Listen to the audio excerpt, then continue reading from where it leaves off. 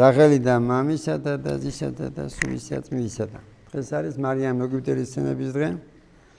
სწორობდა მე-7 საუკუნეში და 12 წლიდან 29 წლამდე იყო მსუბუქი ყოფაქცევით და ეგონა ცხოვრების შინაარსი. ეს ხეობლით კვება იყო და მე 29 წლის რო გახდება, მიხვდება რომ არასწორი იყო და 57 წელი გაატარებს მარტო უდაბნოში და 56 წელს ნახავს უდაბნოში ვერი ზოსიმე და აქედან ვიცით მე მაგის ცხოვრება და მოუყვება თავის თავზე მარიამ ეგვიპტელი და მე იცოდა ფსამუნები, იცოდა ძველი არხმა, ახალი არხმა, იცოდა რა ერქვა ამბერს და ხდებოდა მის მონასტერში ასაკურთება სულიწმინდი დამდოს წერა კითხვა არ იცოდა.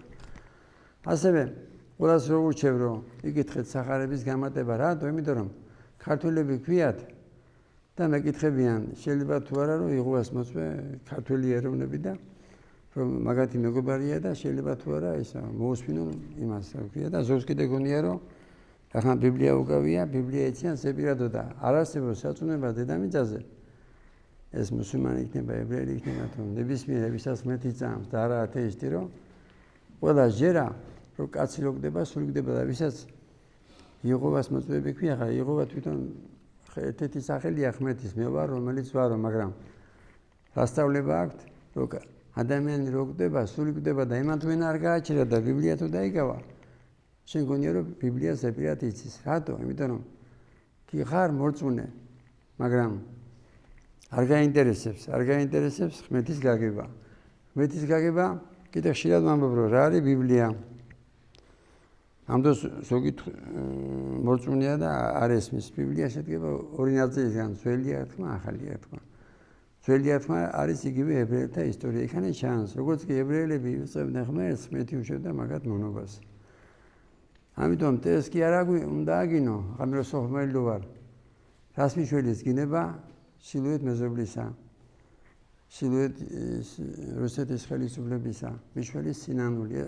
იმიტომ რომ მოწმუნე რო ვარ, ვიცი რომ სინანულის გარეშე გმირს ვერ იხსნისო დიდი ძალაო და ქვეყანაზე ჯარის სიმრავლე ვერ იხსნისო.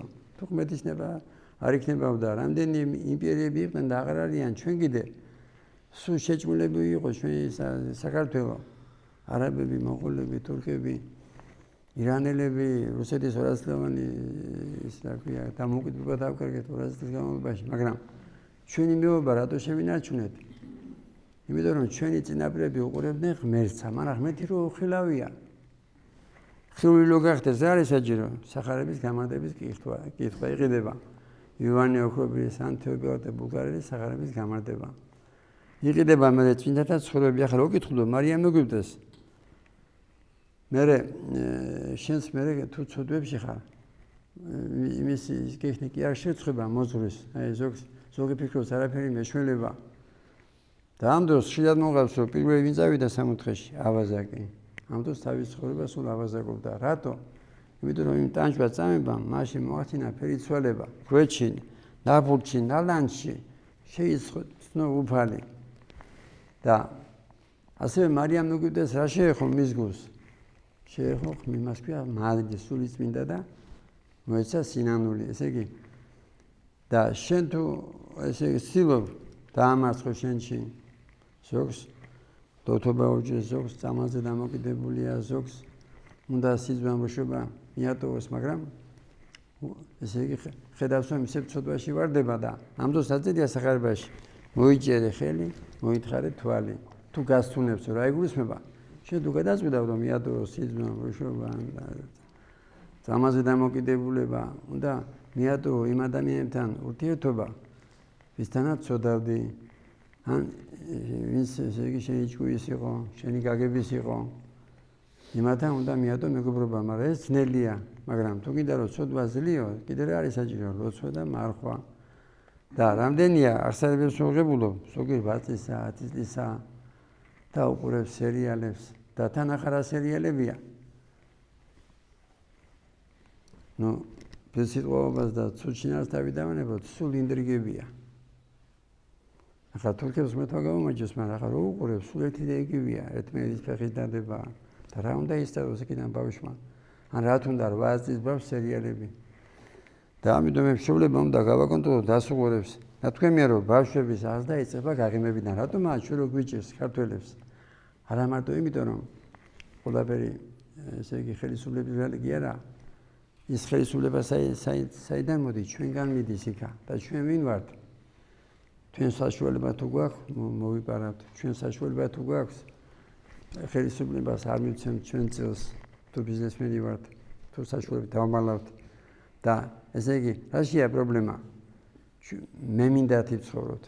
მე მინდა თვითცხოვროთ და ეს სახარებაში ნაწინასამეგობრებია რომ იქნებიან ვერცხლის მოყვარეები და ხშირად ვამბობ რომ საკუთარ თავში თუ არ ძლია სამშობლოს სიყვარულმა, ღმერთის სიყვარულმა, შენ გულში ეგოიზმს ასე დავრჩებით. ამიტომ ჩვენი ბავშვებს არა მარტო სიტყვით უთხრათ რომ დავიწყოთ ძალიან 30 წელი ამბობენ სიყვარულზე პოლიტიკოსები, მაგრამ ქართველი ვერ შედება საქართველოში აქედან ჩანს რომ ენაზე გვაქვს მარტო სიყვარული. ეს მარტო ხელისუფლებას კი არ ეხება, ჩვენს გვეხება, მის ბიზნესმენები ვართ. ცოტა მეტი ხელფასი რომ ვიცოთ არა. თუ საშუალება და რამდენს აქვს საშუალება რომ მეტი მიჩეს, რომ არ გაიქცეს ის შენი მოქალაქე, შენიანი, შენი სისხლი შენი და ნათესავი შეიძლება არ იყოს, მაგრამ თუ სამშობლო მარტო სადღეღოებებში არ უნდა გვიყვარდეს. უნდა გვიყვარდეს საქმით, მაგრამ ხშირად ვამბობ რომ დარიგება ადვილია, ძნელია ცხოვრება კეთანხმებით. მაგრამ ლოცვა, მარხვა, აღსარება, ზიარება გეხმარება იმაში, რომ სული განაგებდეს სხეულს და არა სხეულის შემცხოვრება და თუ წუწებში დაეცემი, არ მოგერიდოს მოზღვისა, არ იფიქრო რომ მოზღვარი შენზე რამეს ცუცი ფიქრებს, ან სწორს ბავშვობაში ჩადენის ცოდვების არ წვენია, მაგრამ პირიქით მოზღვარს უხარია, რას უფრო დიდი ცოდვა იმას თუ იტყვე. ეს თუ მოგესნება, როგორც ახლა ექიმს უხარია, თუ განიკუნა მისი პაციენტი თუ უკუნებელი სენი ქონდა და ჩვენთანაც არის მაგალითი რომ უკუნებელი სენი ქონდა და ადრესში განიკუნა ყოველდღე ზიარებით. ცოცხალი მაგალითი და რატომ ეძახიან ხშირად რეანიმაციაში? იმიტომ რომ გონიათ რომ მაინც და მაინც მე უნდა მივიდე და ამ დროს რატო ხდება ეს? იმიტომ რომ 99 წლიდან მოწვავი რო ვარ და ექიმებიდან ჩამოწერილი ფეხზე რო დამდგარა 7 ზეთისხებით. გონიათ რომ ეს ჩემი დამსახურება.